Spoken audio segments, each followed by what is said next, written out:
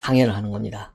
이것이 앞으로 지금 현재 불이 붙고 있는 일종의 온라인 선상에서의 검난을 얼마나 더 자극할 것인지, 그리고 여기에 대한 여권의 윤석열 총장에 대한 공격은 어느 정도나 더 세질 것인지, 이것이 하나의 큰 분수령이 되지 않을까, 이번 주 이 검찰 동향에. 그런 의미에서 상당히 중요하다, 이런 말씀을 드리고 싶고요. 그 다음에 이제 국제적인 뉴스로서 가장 중요한 것은 여러분들 잘 아시다시피 오늘 미국의 대통령 선거가 시작이 됩니다. 그래서 북부 뉴 햄프셔에서부터 선거가 시작되는데요. 이 선거 시작은 미국 시간으로는 3일 자정 0시고 이것이 우리 한국 시간으로는 3일 오후 2시가 되겠습니다. 그래서 이 미국의 대선 과연 어떻게 될 것인지, 이것이 우리의 가장 큰 관심사항이 아닌가. 그래서 이 두 가지를 가지고 이번 시간은 여러분들께 제 의견을 말씀드리도록 하겠습니다. 시청자 여러분들께서 본 방송 시청에 앞서셔서 꼭 주변 분들과 함께 천옥현 안보정론 많이 시청해 주시고, 또 아직 빨간색 버튼이 켜져 계신 분들 구독 버튼을 눌러주시면 대단히 좋겠습니다. 제 방송은 일체의 후원금이라든가 그 다음에 찬조금, 또 이 구독료 이런 거를 슈퍼챗 절대 쓰지 않습니다. 그렇기 때문에 여러분들이 이 경제적인 부담 전혀 없이 잘 들어주셔서 이 문재인 정권의 실상과 관련해서 저와 여러분들이 공감대를 넓혀나가서 내년 4월 보궐선거, 그리고 그 이후에 지방선거와 대선에서 우리 야권이 정권을 재창출할 수 있도록 힘을 합치면 그것으로 큰 영광이다, 저는 그렇게 생각합니다. 먼저 미국 이제 대선 관련 말씀을 드리면요, 누차 말씀드린 대로 전반적으로 여론의 내용을 보면 바이든이 우세합니다. 그래서 지금 현재 미국의 선거정보 분석업체와 언론에서 전망하고 있는 선거인단 수를 11월 2일 현지 시간 기준으로 말씀을 드리면요, 리얼 클리어 폴리틱스인데 여기에서는 바이든이 216, 그 다음에 트럼프가 125, 그래서 아직 미정이 197입니다. 그 다음에 뉴욕 타임스의 경우에는 바이든 212, 트럼프 125, 미정 201, 그 다음에 270 토윈이라는 또 이 단체가 있는데요. 여기에서는 바이든 290 제일 많이 보고 있어요. 그 다음에 트럼프가 163, 미정이 85, 이렇게 해서 전반적으로 트럼프의 열세를 지금 전망하고 있습니다. 참고로 538석이기 때문에 538명의 선거인단 중에 270명을 누가 확보하느냐에 따라서 선거의 승패가 달리는데요. 이번 선거는 과거 미국 역사상 그 어느 선거보다도 미국의 대외 정치에, 말하자면 외교안보 정책에 큰 변화를 줄 수 있는 중대한 선거다, 이런 말씀을 드리고 싶고, 대한민국도 당연히 예외가 아니고요. 대한민국이야말로 미국 대외 정책의 변화에 가장 핵중심적 역할을 할 수 있는, 더 대립되는, 즉 정반대의 전략으로 대결 국면의 지금 상황에 처해 있다, 이런 말씀을 드립니다. 그래서 이 미국 우선주의를 기치로 하는 트럼프가 될 경우에는 신고립주의가 계속되죠. 그래서 마이웨이식 신고립주의, 동맹, 국제이고 이거 중요하지 않아요. 오로지 미국 이익만 앞세웁니다. 그리고 바이든은 이러한 신고립주의적 미국의 외교정책이 국제무대에서의 미국의 영향력을 크게 감퇴시키고 있다. 그렇기 때문에 반대로 동맹국가의 협력을 강화하고 다자주의 국제정치에 다시 복원하겠다, 이런 입장을 지금 표명하고 있다.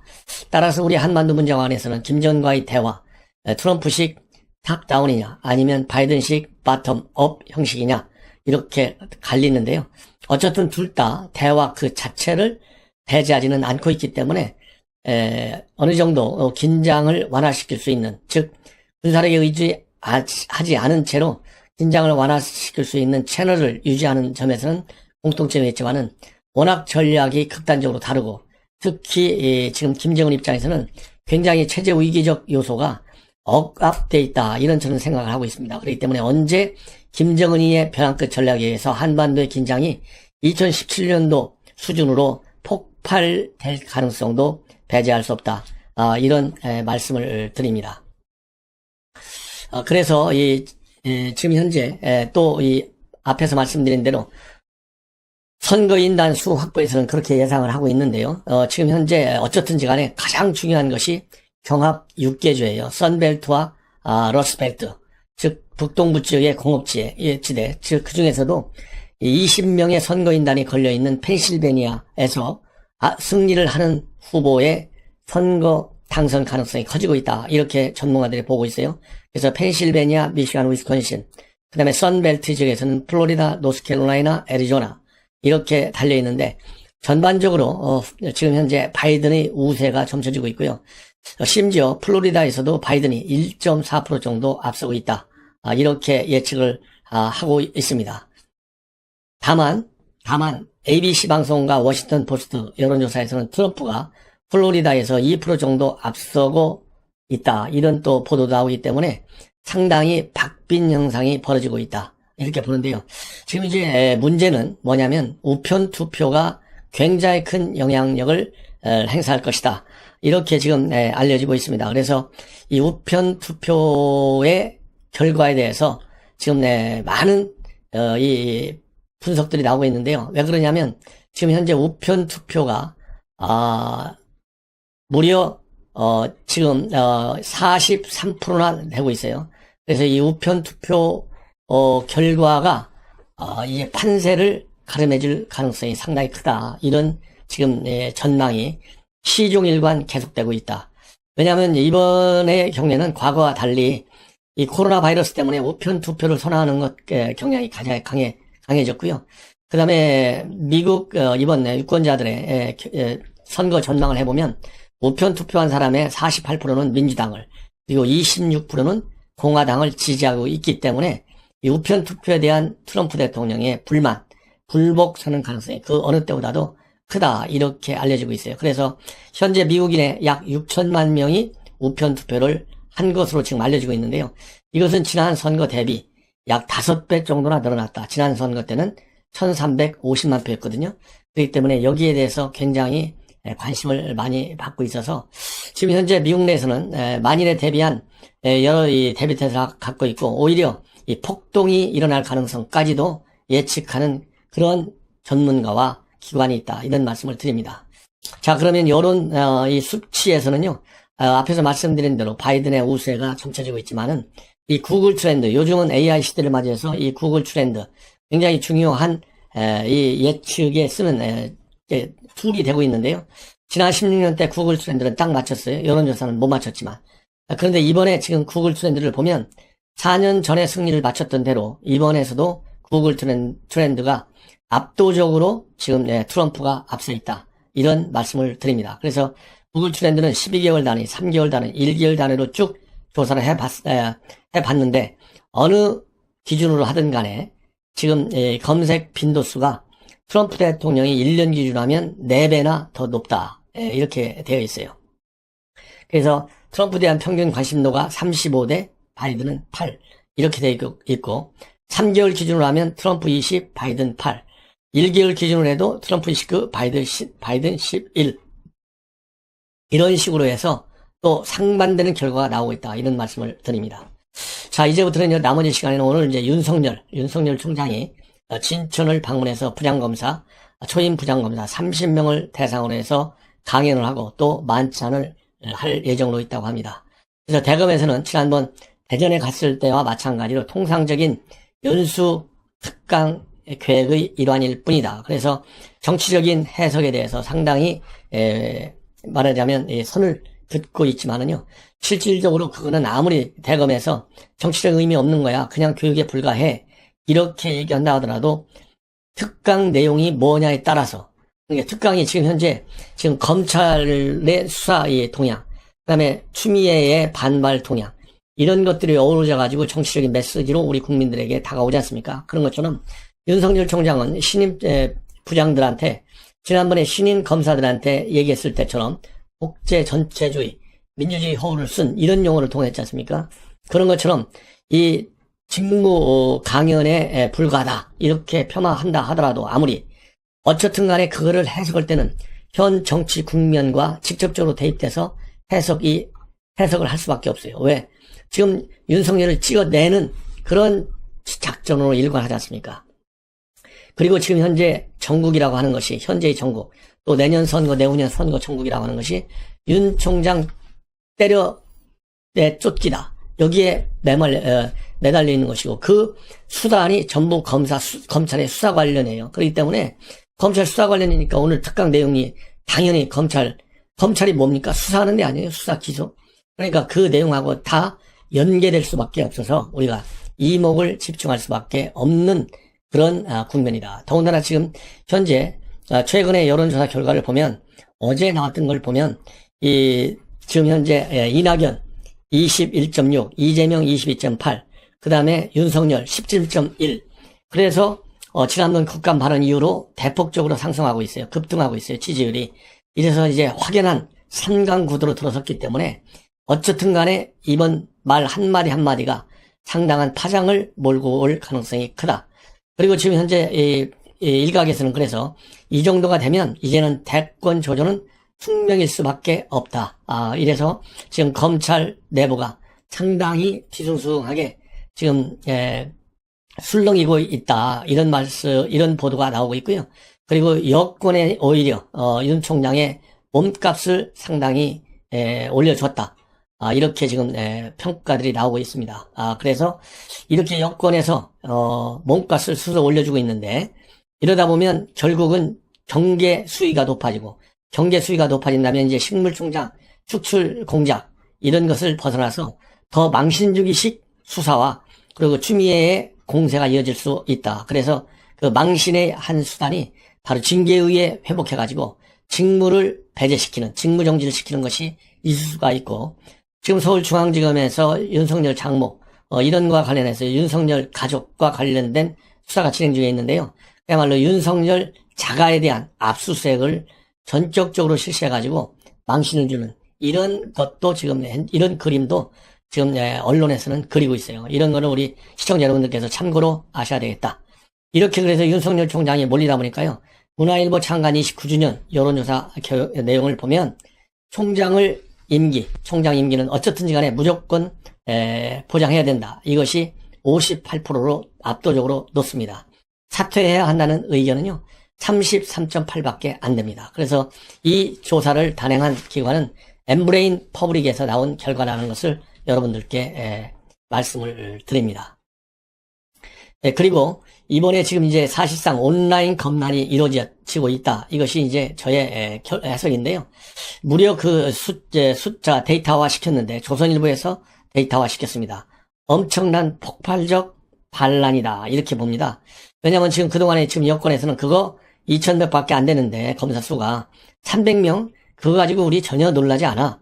우리도 지금 검사들, 이 검난에 참여한 검사들 자르라는 청원이 지금 33만 명을 넘어섰다. 이렇게 지금 보도가 나오고 있어요.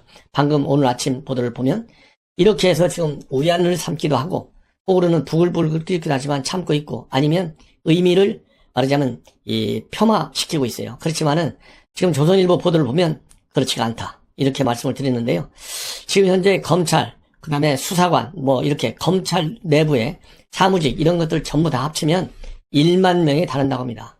근데 1만 명이 달하는데요. 지금까지 이환우, 최재만 이 두 평검사의 글을 계기로 해서 네오망에 올려있는 동조 댓글을 쭉 보면 지금 오늘 오전까지 360개가 넘게 달렸다고 그래요. 아마도 이거 지금 시간쯤 되면 아마 400개가 넘을 것 같아요. 그런데 현재 기준 어쨌든 간에 총 조회수는 5만 3천 건을 넘어섰습니다. 그래서 이 프로세스에 접근할 수 있는 이 인원이 10,000명이라고 10,000명으로 추산했을 때, 왜냐하면 전국 검사가 2,150명쯤 되고요.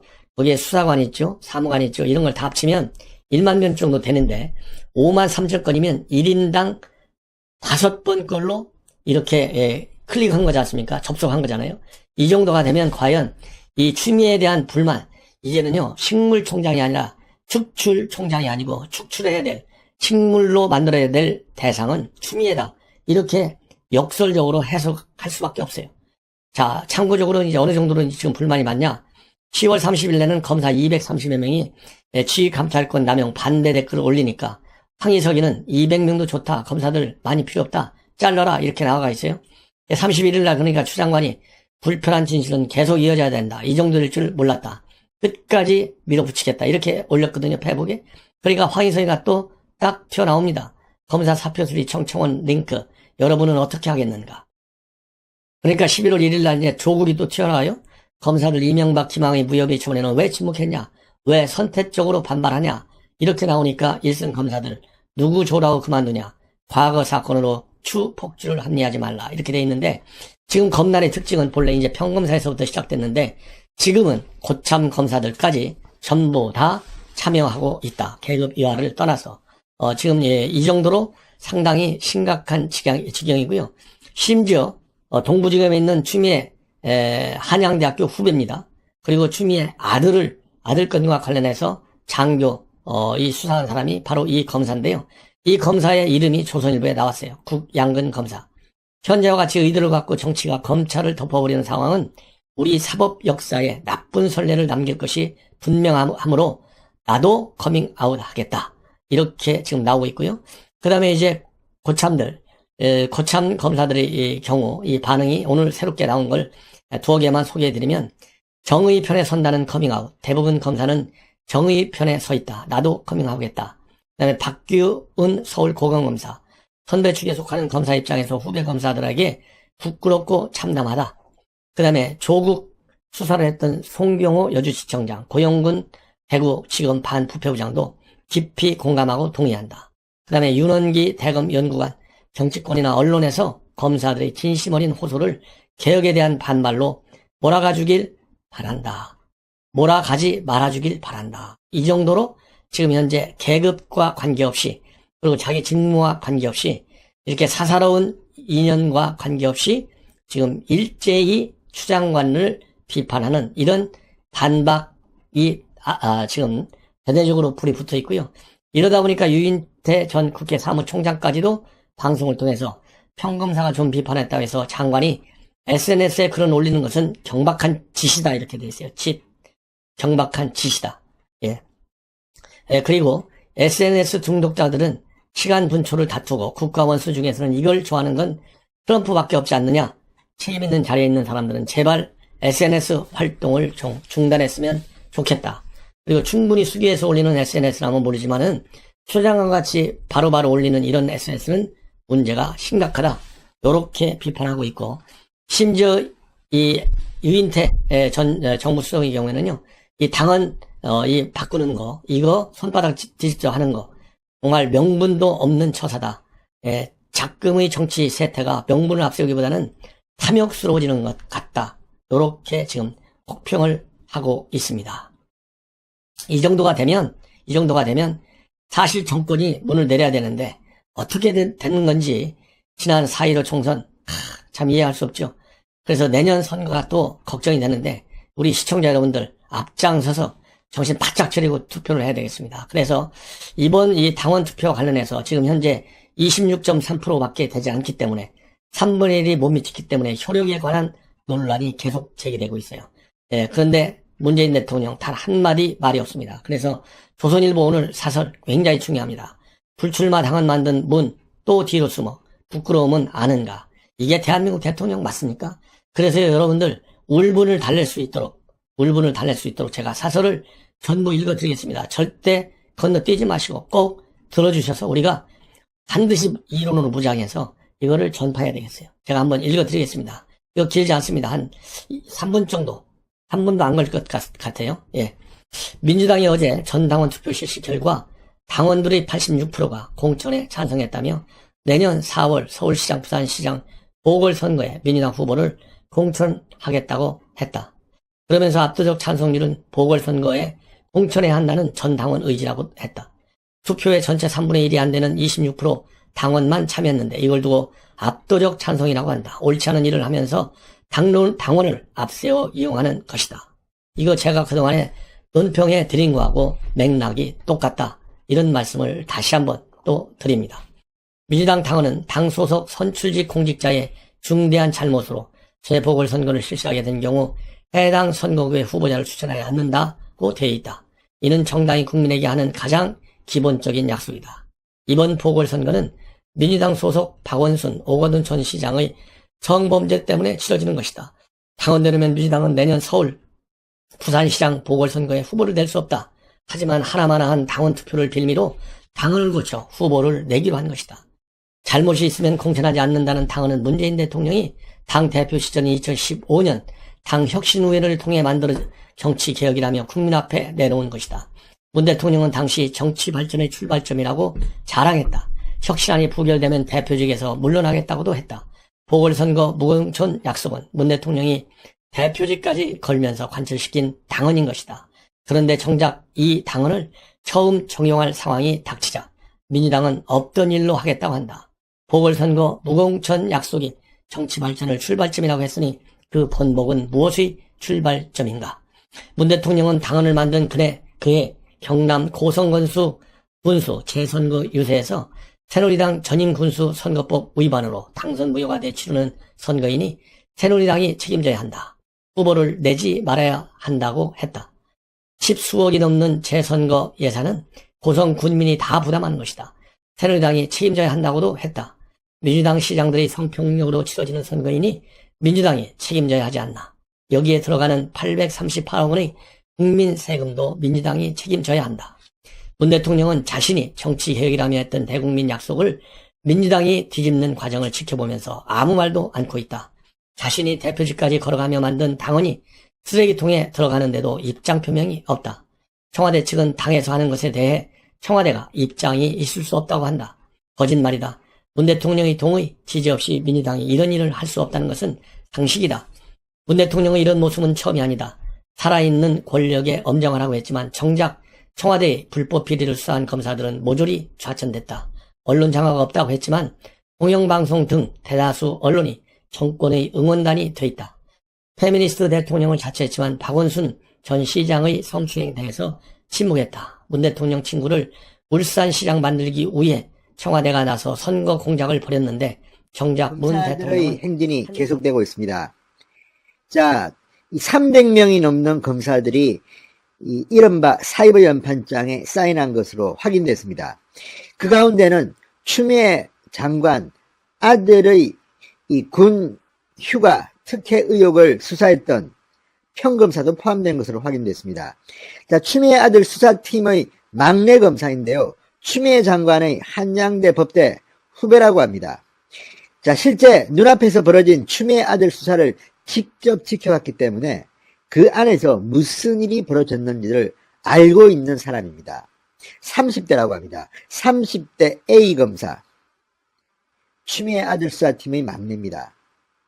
자, 이 수사 검사가 왜 추미애 아들 수사팀에 합류했는지는 뭐 다양한 분석이 나옵니다만 한양대 법대를 나왔기 때문에 대학 후배라서 넣은 게 아닌가 이런 관측도 나왔습니다. 그러나 그와 별도로 이 검사가 추미애 커밍아웃에 동참했다는 게 충격적입니다. 윤미향 수사검사도 이 커밍아웃에 동참했습니다. 300명으로 돌파했다. 이런 보도가 나왔습니다.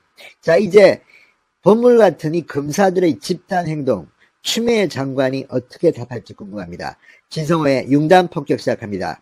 추미애 법무부 장관을 융단 폭격합니다. 어쨌든 이 양도 중요하지만 그 내용도 중요합니다. 이 중 260여 명은 평검사라고 합니다. 그러니까 간부검사도 40명이 된다는 그런 소리인데 아무튼 지금 검찰은 추미애 장관의 감찰 지시, 수사지휘권 발동, 그리고 평검사에 대한 저격 이런 언행에 반대 의사를 분명히 하고 있습니다. 실명입니다. 실명으로 공개적으로 추미애 장관을 비판하고 나선 겁니다. 2012년 검난에 이은 최대 규모의 검찰 집단 행동으로 평가됩니다.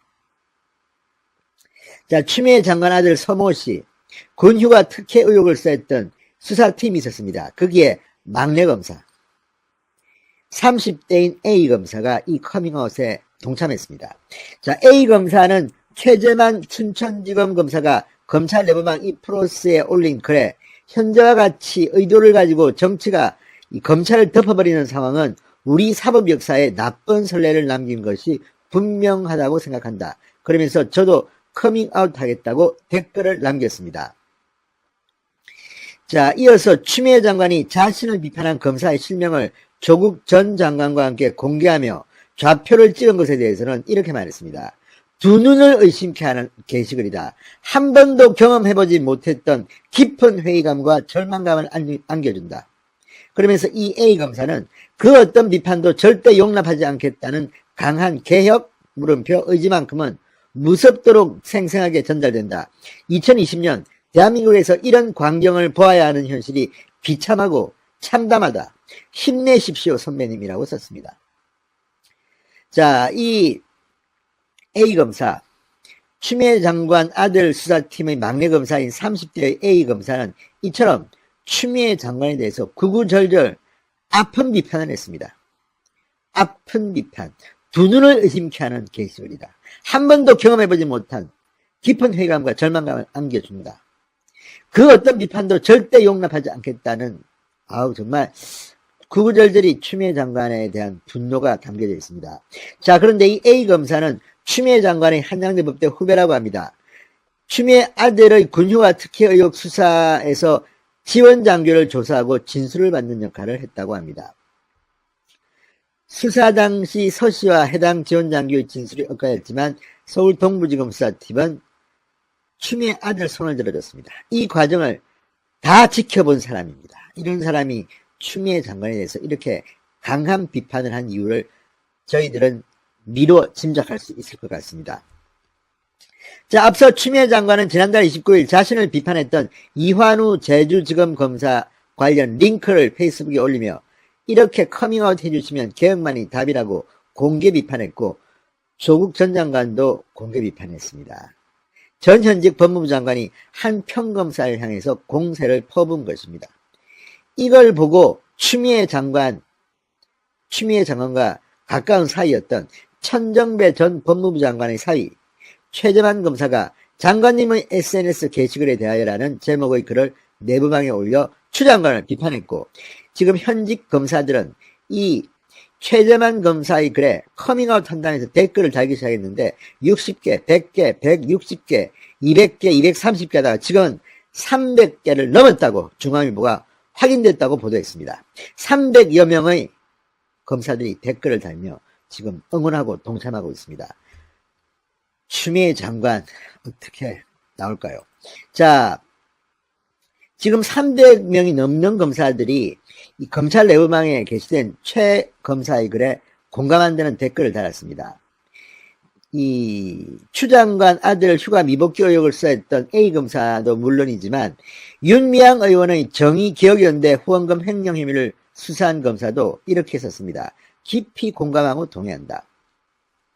자, 이런 댓글을 쭉 보면 추미애 장관의 수사지휘권 발동을 비판하는 의견이 많았습니다.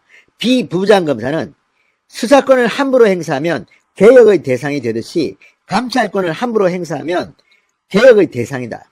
한 30대 검사는 검찰개혁을 시대의 요구라고 나름 생각해봤다. 그렇지만 최근 진행된 인사와 수사 지휘, 감찰이 제가 지지해온 개혁과 어떻게 부합하는지 이해할 수가 없다. 이렇게 썼습니다. 자, 지금 일선지방검찰청에서 평검사들이 주도하는 오프라인의 모임이 있을까 전부 다 긴장하는 분위기입니다. 2012년처럼 평검사회의, 수석검사회의 같은 것들이 열리게 되면 검난이 됩니다. 공개적으로 추미애 장관 퇴진을 요구할 경우 걷잡을 수 없는 대혼란이 올 겁니다. 지금 폭풍 전야 같습니다. 검난이 곧 일어날 것이라는 전망도 나오고 있고 거기까지는 가지 못할 거라는 이런 조심스러운 관측도 있습니다. 아무튼 추미애 아들을 수사했던 동부지검의 한양대 법대 후배 검사가 이렇게 추미애 장관에 반대하는 댓글을 달고 구구절절히 뒤피었습니다. 바로 윤석열 지지율 때문입니다.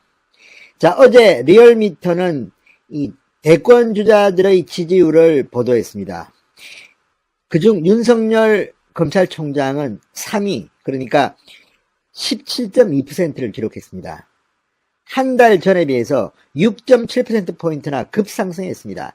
반면에 이낙연 민주당 대표, 이재명 경기도지사 21.5%로 동률 1위였습니다. 그런데 이낙연 대표는 추락했고 이낙연 지사는 0.1%포인트 올랐으니까 거의 똑같습니다. 윤석열의 상승폭이 어마어마합니다. 이제 빅3를 확실하게 형성했습니다.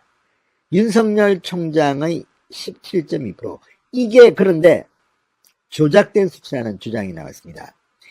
자, 이 여론조사 결과가 발표된 뒤 윤석열 검찰총장의 지지율은 원래 23.5%였는데 리얼미터가 장난을 쳐서 이것을 17.2%로 마사지 조정해서 발표했다는 찌라시가 돌기 시작했습니다. 난리가 났습니다. 자, 리얼미터 법정 대응까지 준비하고 있다고 합니다. 법적 대응하십시오. 그래서 진실을 찾아야 합니다. 지금 리얼미터의 여론조사 뭔가 이상하다. 대표성이 없다. 가중치가 어떻고 여론조사 전문가들 사이에서 온갖 말들이 다 나옵니다. 그런 가운데 터진 이 윤석열 지지율 조작 의혹. 지금 여론조사 업계가 들끓고 있습니다. 리얼미터가 발표한 차기 대선주자 선호도 조사. 여기에 윤석열이 17.2%로 급상승해서 빅3를 형성했다는 그런 조사 결과가 나왔는데 이것도 사실은 윤석열의 진짜 지지율을 조정한 것이다. 이런 주장이 나왔습니다. 자, 오마이뉴스와 리얼미터는 어제 10월 정례 차기 대선주자 선호도 조사를 발표했습니다. 이낙연 더불어민주당 대표와 이재명 경기도지사가 21.5%로 공동 1위, 그 다음이 윤석열 검찰총장 17.2% 3강을 형성했다고 보도했습니다. 그런데 보도 이후 모바일 메신저를 통해 윤석열 총장이 실제 조사에선 23.5%를 기록해 1위를 했지만 가중치를 조정해서 17 내지 18% 정도로 조정해서 언론에 공표했다는 내용의 일명 찌라시가 유포되기 시작했습니다. 자, 리얼미터가 발칵 뒤폈습니다. 신우섭 리얼미터 조사본부 부장은 오마이뉴스와의 전화통화에서 말도 안 되는 황당한 이야기다. 윤 총장에 대한 선호도 조사 결과가 6%포인트 가량 차이가 날 정도로 가중치를 준다면 중앙선거 여론조사 심의위원회 규정상 공표하지 못할 잘못된 조사다. 이렇게 반박했습니다. 자, 신우섭 부장은 누가 이런 내용을 뿌렸는지 모르겠지만 계속 확산된다면 수사를 의뢰할 수밖에 없다고 밝혔습니다. 수사 의뢰해야 합니다. 일단 윤석열 총장이 정말 23.5% 정도의 실제 지지율이 있었는데 이것을 이 여론조사 기법, 가중치 등등 여기 나온 것처럼 가중치 조정을 통해서 23.5를 17 내지 18%로 축소해서 조작해서 만약 발표했다면 이것은 엄청난 범죄일 수도 있습니다. 따라서 이 부분은 분명해야 됩니다. 반대로 리얼미터 측의 주장처럼 실제 이렇게 하지 않고 정정당당하게 정확하게 했는데 이런 엉터리 주장을 하는 사람이 있다면 그 사람도 처벌해야 합니다. 누구 말이 맞는지는 수사를 해야 됩니다.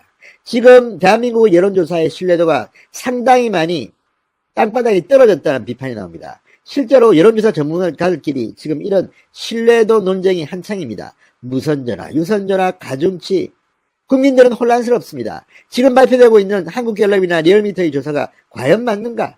내 주위의 사람들은 문재인 대통령이 정말 못한다고 하는데 너무 문재인 대통령의 지지율이 높게 나온다. 또 실제 표본 같은 걸 보니까 지난 대통령 선거에서 문재인 찍었다가 너무 많다.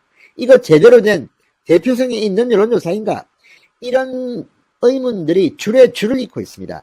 차제에 한번 제대로 점검했으면 좋겠습니다. 그러기 위해서는 수사 의뢰를 하든지 고소를 하든지 해야 됩니다. 누가 옳든 진실은 가려야 합니다. 만약에 리얼미터가 제대로 했는데 이렇게 가짜 뉴스를 찌라시를 통해서 유포한 누가 있다면 그 사람도 차단해야 합니다. 반대로 이 찌라시의 주장처럼 리얼미터 조사가 가중치 이런 장난을 쳐서 실제로 윤석열이 1위인데 3등으로 조작했다면 리얼미터 역시 책임을 져야 합니다. 어느 쪽이 맞는지 이번 기회에 한번 뿌리를 뽑았으면 좋겠습니다. 자, 어쨌든 분명한 것은 윤석열의 기세가 어마어마하다는 겁니다. 이런 추세라면 다음 달에는 1등 하는 것이 불보듯 뻔합니다. 자, 신우섭 부장은 이 황당한 소리를 하면서 이렇게 말했습니다. 여심위에서는 가중치 배열 범위를 0.7 내지 1.5배 사이 안에 들어오게끔 하라고 명확히 규정하고 있다. 이번 여론조사의 경우 사례수가 2,500명이다. 규모가 큰 조사다. 이런 상황에서 여심위 규정대로 가중치를 부여한 결과가 6 내지 7%포인트나 차이 날 수가 없다. 가중치 적용 전으로 0.5 내지 1.0%포인트 정도의 변동은 생길 수 있겠지만 6 내지 7%포인트는 불가능하다고 주장했습니다. 자, 어쨌든 지금 이 논쟁이 시작된 겁니다. 가중치 범위. 자, 어쨌든 이것은 많은 사람들이 궁금해하는 것이기도 합니다. 자, 향후 대응에 대해서 리얼미터는 이렇게 말했습니다. 조사 결과가 유출됐거나 정확한 수치가 나온 것도 아니고 말도 안 되는 것인데 자칫 대응했다가 오히려 불을 더 지피는 게 아닌가 했다. 하지만 차기 대선이 다가오면서 정치권이 민감한 반응을 보이고 있고 이런 내용이 정권과에서도 이슈가 되고 있는 상황이라고 해 법률적 대응을 진지하게 검토 중이다. 누가 이런 내용을 뿌렸는지 모르겠지만 계속 확산된다면 수사를 의뢰할 수밖에 없다. 아무튼 정권과 찌라시에서 나온 이야기라고 합니다. 저도 보도를 보고 알았습니다. 오마이뉴스가 의뢰를